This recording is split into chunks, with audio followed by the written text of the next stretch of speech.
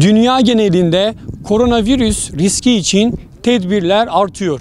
Bu kapsamda son olarak Türkiye'de gece yarısından itibaren 30 büyükşehir ve Zonguldak ilinde özel araçların giriş ve çıkışına izin verilmiyor. Diyarbakır ilinde de gece yarısından itibaren özel araçların giriş ve çıkışı yasaklandı.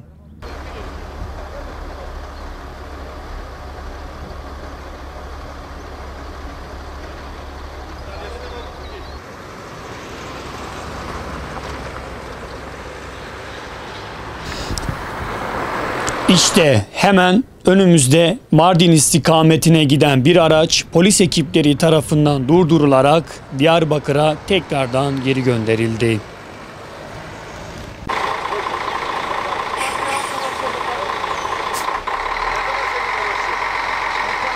Özel araçların geçişi için alınan bu karar, uluslararası ve şehirler arası yük taşımacılığı yapan tır ve kamyonetleri kapsamıyor ve bunların geçişinde herhangi bir problem görünmüyor.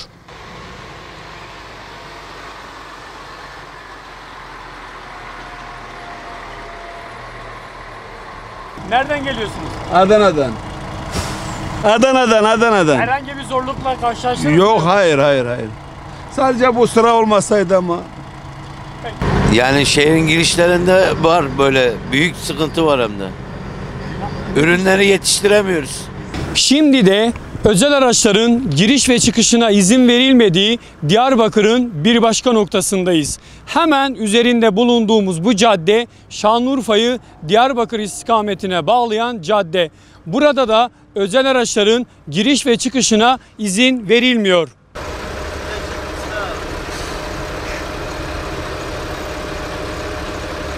Şu anda Diyarbakır-Şanlıurfa karayolu üzerinde polis ekipleri bir barikat oluşturarak araçların giriş çıkışını kontrollü bir şekilde sağlıyor.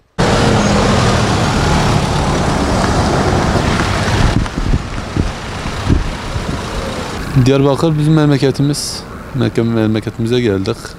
Bir tatil yapalım burada. Ondan sonra gene de inşallah bu şey düzelirse gideriz geri yani. Nereden geliyorsunuz? İstanbul. Bayağı gelemedik yani 18-19 saattir yollardayız. Nasıl geldiniz peki? Belge falan mı aldınız? Ya ikametgah adresimiz burası. O yüzden sıkıntı çıkmadı ama böyle kuyruklar oluyor işte. Polis ekipleri maske ve eldivenlerle görev yaptı. Özel sebepten dolayı geçişine izin verilen araçtaki yolcuların ateşleri ölçüldü. Ölçüldükten sonra geçişlerine izin verildi.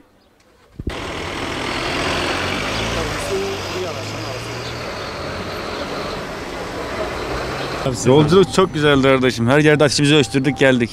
Sıkıntımız yok Allah'a şükür. İznimiz var. Rahat gidip geliyoruz şu an. İnsanların iyiliği için tabii ki karşılaştık. Ama lakin bize bayağı bir yardımcı oldular yani.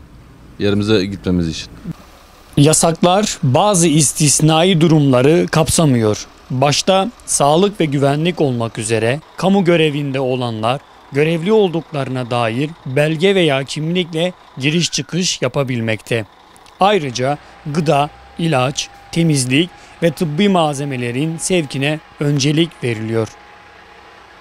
Hastamız var, yolu görüyorsunuz. Polis arkadaşlara söyledi, gelin yol açın. Hastamız ateşi var. Hastaneye yetişmeye çalışıyoruz ama görüyorsunuz işte.